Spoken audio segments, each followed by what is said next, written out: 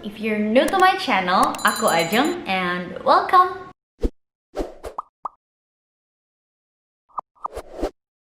Well, kalau kita ngomongin penyebab jerawat itu banyak banget ya. Ada dua faktor, dari luar sama dari dalam. Kalau dari luar, singkatnya itu ada dua ya. Let's say skincare dan juga kebersihan air atau misalnya udara. Nah, kalau dari dalam apa nih? Ada makanan dan stress level. Jadi kalau misalnya pengen bener-bener sembuh itu jerawatnya, kamu harus perhatiin 4 poin ini nih. Kak, tapi ada kok temen aku, dia gak pernah skincarean, terus makannya juga asal-asalan, tapi kok dia gak jerawatan ya?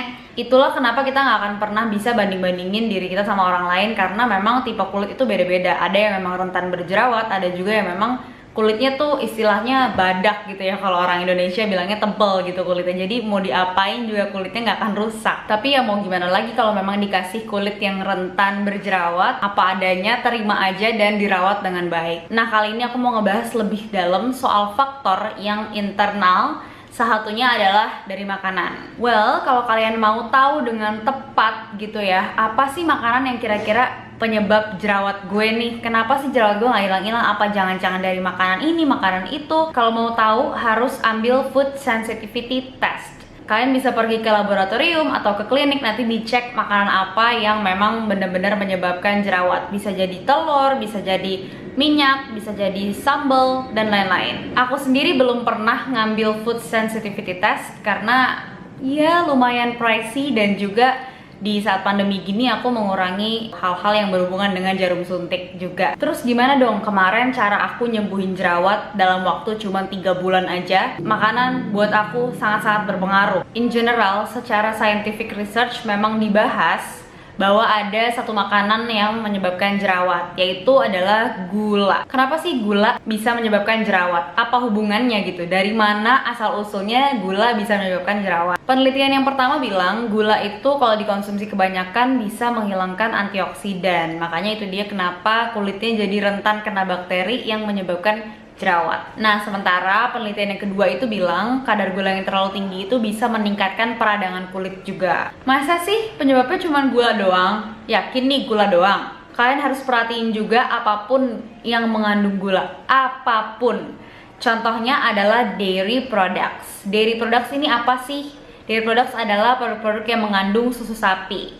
Sebenarnya susu sapi itu sendiri yang tinggi kadar gulanya. Bisa jadi karena hormon dari sapi yang menyusui. Sementara kalau misalnya makanan olahannya seperti yogurt atau keju itu belum ada dikaitkan sama jerawat. Nah, tapi kalau aku sebagai antisipasi, dulu zaman-zaman yang masih jerawatan parah, aku juga nggak berani tuh konsumsi yogurt atau keju terlalu banyak. Jadi biasanya aku nyari yogurt yang plant based, yang bahan dasarnya tuh dari kelapa. Kalau kalian mau beli juga, aku taruh linknya di description box ya. Nah, selain gula dan dairy products, ada juga yang namanya makanan high glycemic. Jadi makanan high glycemic ini contohnya adalah nasi putih. Kalian mesti perhatiin juga konsumsinya, jangan sampai berlebihan. Karena kalau misalnya berlebihan, nanti kadar gulanya juga bisa meningkat. Nah, dari 3 makanan yang tadi aku sebutin, gula, dairy products, dan high glycemic index, apakah semuanya pengaruh di jerawat aku? Jawabannya sangat berpengaruh. Tapi ada satu lagi nih yang aku mau kasih tahu ke kalian, salah satu yang berpengaruh juga di jerawat aku, yaitu tepung-tepungan.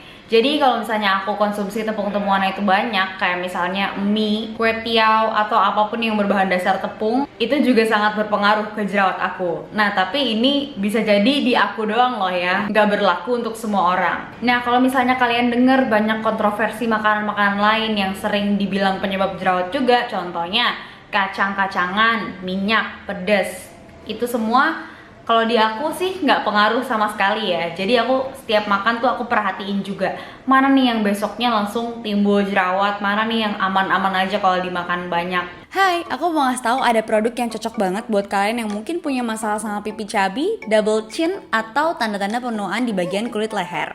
Dr. Zonex Firming Cream ini adalah krim leher yang bisa secara perlahan membantu menghilangkan double chin, pipi cabi, dan juga membantu meniruskan wajah. Nah, Dr. Zonex Firming Cream ini punya bahan-bahan yang bagus banget loh. Contohnya ada niacinamide, vitamin, mineral, dan juga kolagen. Itu semua fungsinya untuk membantu mengencangkan kulit bagian leher sehingga tidak ada lagi tanda-tanda penuaan seperti keriput. Cara pakainya tuh gampang banget, tinggal di pump aja, terus diolesin secara merata pada kulit leher, boleh pagi dan juga malam. Nah, lebih bagus sambil diolesin ke arah atas gini sampai benar-benar meresap dengan sempurna. Lihat deh, teksturnya tuh ringan banget dan cepet banget ngeresapnya. Aku senang banget ada produk lokal sebagus ini, baru beberapa kali pakai aja udah kerasa banget manfaatnya. Yang paling kerasa adalah kulit leher aku berasa lebih kencang.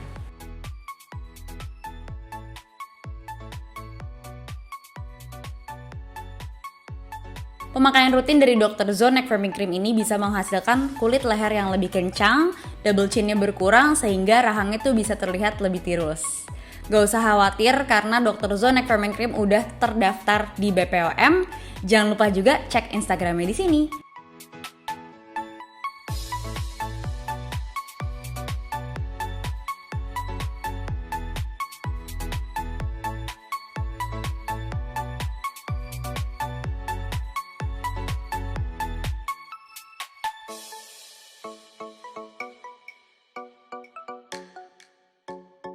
So, what are you waiting for? Gunakan Dr. Zone Neck Firming Cream and welcome pipi tirus. Oh ya guys, kalau mau hasil yang lebih maksimal lagi, jangan lupa pakai sunscreen ya. Karena sinar UV adalah salah satu penyebab penuaan pada kulit kita. Jadi kalau emang gak mau food sensitivity test, kalian juga mesti banyak-banyak trial and error soal itu. Nah, pertanyaannya adalah apakah gula itu harus bener-bener di cut out, gak makan sama sekali, atau dikurangin aja? Kalau aku sih dulu waktu zaman-zamannya masih inflamasi jerawat di mana-mana, ya aku terpaksa bener-bener cut out sama sekali. Aku nggak makan gula, sama sekali aku nggak minum susu sapi, dan aku sangat-sangat menghindari makanan dengan high glycemic index juga. Kalau misalnya aku mau konsumsi yang manis-manis, biasanya aku ambilnya dari buah, madu, atau apapun itu yang memang dari sananya udah manis. Nah, tapi kalau untuk sekarang dengan kondisi kulit yang kayak gini udah jauh lebih membaik, aku balik lagi konsumsi gula, dairy products, dan lain-lain. Aku ngerasanya sih itu aman-aman aja selama aku ngatur porsinya yang gak berlebihan. Biasanya tuh kalau kebablasan, beberapa hari setelah itu langsung berasa aja timbul jerawat kecil gitu, 1, 2. Jadi memang harus kita sendiri yang maintain. Tadi aku udah nyebutin ya apa aja makanan yang menyebabkan jerawat. Sekarang kita balik pertanyaannya. Ada nggak sih makanan yang bisa mematikan jerawat? Sebenarnya simpel aja sih. Kalau aku dulu banyakin makan yang mengandung antiinflamasi.